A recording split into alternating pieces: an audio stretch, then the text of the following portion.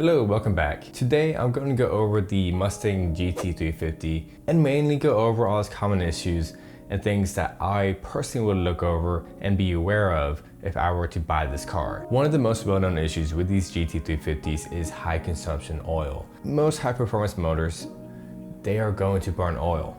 That's just the name of the game. It's a trade-off. Now, if you go to different forums and research what owners say about the GT350, some say that they are burning a lot of oil, burning 1 quart per 500 miles, and others say they aren't burning any oil. Some of those who say that they are burning oil has mentioned that using AMSOIL does greatly reduce the oil consumption. It seems that motors from 2015 to 2018 has the worst cases.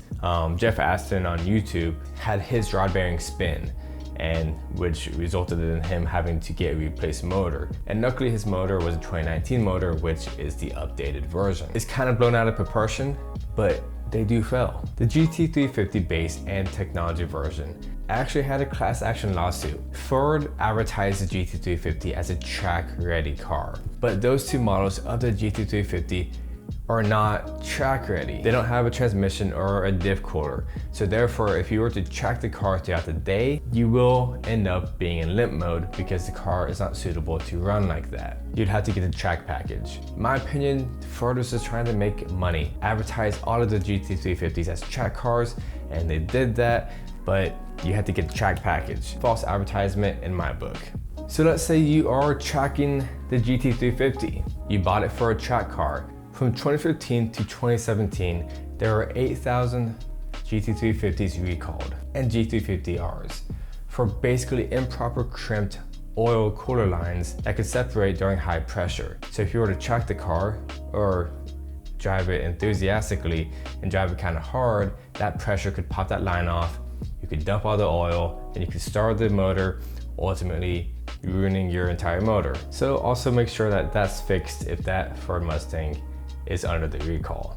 A sagging bumper is also a common issue with these GT350s, typically the earlier years. Basically, the general consensus is that the bumper was made out of an old mold. There's a TSB written up by Ford, basically saying that after 4 millimeters, the gap can be fixed after drilling a hole on each side of the bumper and the sheet metal and tightening up the bumper. Although the motor did get an update, on December 2nd to 2019 through December 16th, 2020, there is yet another recall. Basically, the secondary timing chain tensioner fails and does not time the chain appropriately. It would ultimately skip gears and can end in engine failure. So basically, to check this, you get like a dentist mirror, you put it through the oil cap, and you check to see if the tensioner is fully erected, and if it is, you will be able to see a groove on the bottom of the tensioner. And if it's not fully erected, Ford basically says to tow your car to the dealer and get it fixed. And if that's the case, it is somewhat of an ordeal to fix. But if you're one of those cars between that year,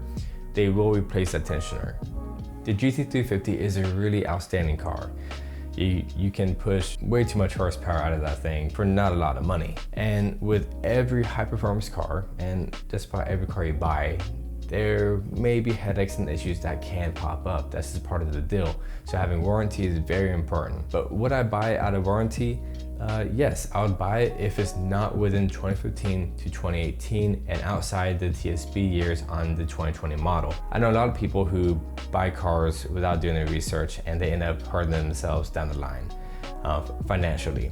And I'm just here to hopefully help you out. And I know I'm gonna get a lot of hate with people with a Mustang from 2015 to 2018 saying that their Mustang is perfectly flawless. And I didn't say that every Mustang is bad. It's just that there are some lemons, that's all. And if you have a GT350, let people know your experience down below in the comment section. Help other people out, that'd be amazing. This is Chris Automotivate. Always appreciate and respect one another. I'll see you next time.